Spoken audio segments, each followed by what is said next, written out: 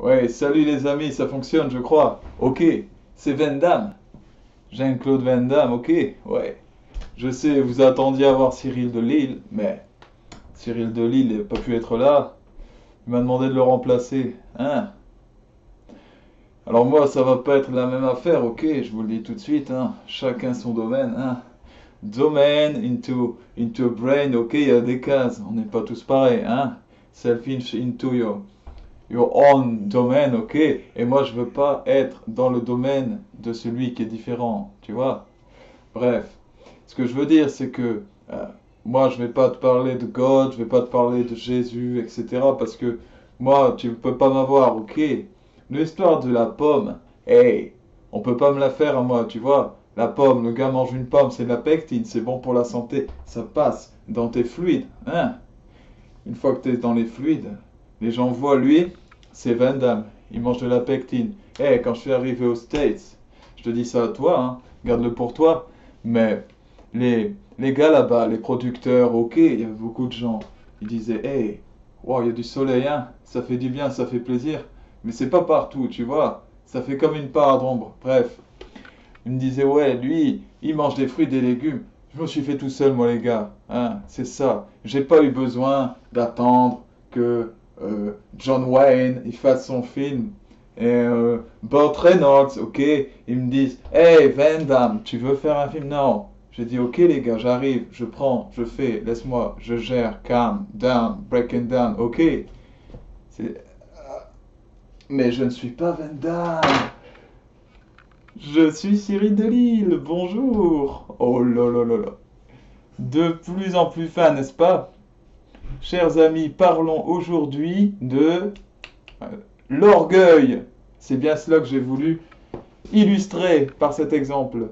Le fait de dire je n'ai eu besoin de personne, je n'ai besoin de personne, j'ai réussi seul. Voilà une marque d'orgueil que l'on retrouve souvent parmi les artistes du show business. Qu'est-ce que l'orgueil? Pourquoi est-ce que je parle de l'orgueil en particulier? C'est l'un des 7 péchés capitaux. L'Église catholique dit que l'orgueil, c'est le refus fondamental de reconnaître ses limites et en particulier de reconnaître ce que l'on doit à Dieu et aux autres. Voilà ce que c'est que l'orgueil. L'orgueil, c'est différent de l'amour. Et c'est même différent de l'amour propre. Mais c'est pas très propre pour le coup. Souvent, on entend, ouais, il est plein d'amour propre, plein d'orgueil. Ce n'est pas la même chose. L'amour, dans amour, il y a âme. Il y a un lien d'âme à âme dans l'amour. Et qu'est-ce que l'amour propre? Eh bien, c'est le fait de s'aimer soi-même comme on peut aimer les autres. Pour ressentir l'amour propre, eh bien, il faut porter le regard que Dieu porte sur nous. Il faut se voir nous-mêmes de la façon dont Dieu nous voit. Nous n'avons pas raison de nous détester plus ou de nous aimer moins que nous aimons un autre. D'accord? Nous avons tous la même valeur sur Terre et nous méritons tous de l'amour. Et ça, c'est normal, et l'amour propre est normal. L'orgueil est différent. L'orgueil, c'est la volonté justement de dominer, d'écraser les autres. Parce qu'on considère qu'on n'a pas besoin d'eux, ni de Dieu. Les pères de l'Église. Alors, qu'est-ce que les pères de l'Église? Ce sont des personnalités des 8 premiers siècles dont les écrits ont influé sur le développement de la doctrine chrétienne. Les écrits et l'exemple de vie. Voilà, eh bien, les pères donc de l'Église, euh, leurs œuvres font autorité en matière de foi et sont reconnues par l'Église. Eh bien, ils voyaient dans l'orgueil l'origine de tout péché. C'est pour ça que je parle en particulier de l'orgueil. C'est le premier péché.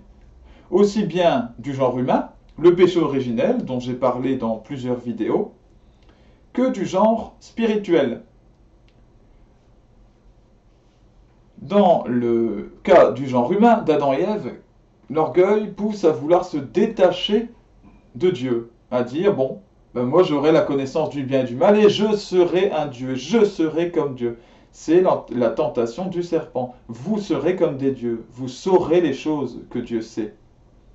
C'est cela l'orgueil, c'est vouloir rompre la dépendance, une dépendance naturelle et normale, pour être complètement autonome et jouir d'un pouvoir.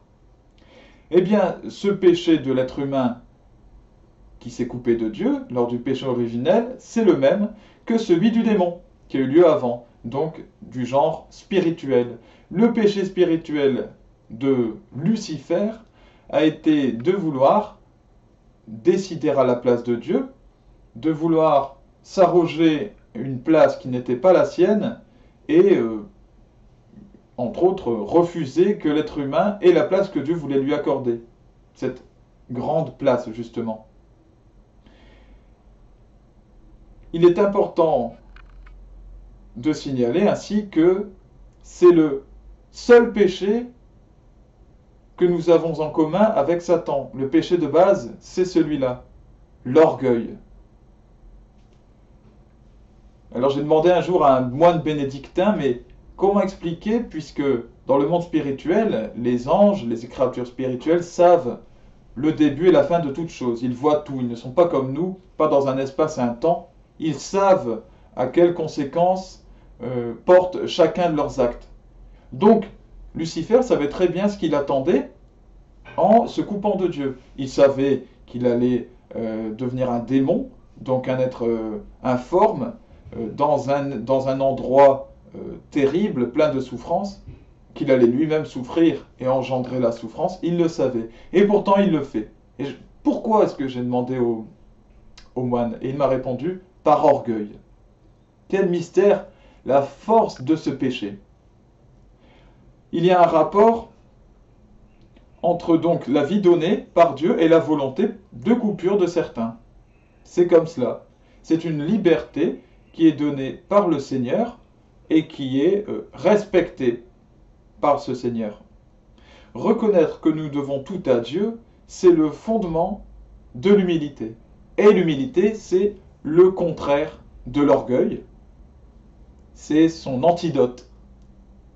Voilà pourquoi il nous faut être humble, absolument humble, savoir que tout nous vient de Dieu. Le fait que je puisse vous parler dès maintenant, ça vient de Dieu. Le fait que je puisse profiter de la vie, du soleil, ça vient de Dieu. Le fait que je puisse, en plus par Jésus, accéder à la vie éternelle, au paradis, ça vient de Dieu. Sans Dieu, je n'existe même pas, je n'ai même pas envie de vivre, puisque je n'existe pas, je n'ai pas de volonté, je n'ai pas d'essence, je n'ai pas d'âme, je n'ai pas d'esprit, je n'ai rien.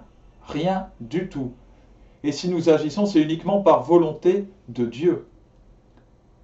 Et même dans notre œuvre de salut, nous chrétiens qui annonçons Jésus-Christ, le chemin de vie éternelle, eh bien, Dieu passe par nous pour agir, parce qu'il le veut bien, parce qu'il veut passer par nous, par amour, c'est tout.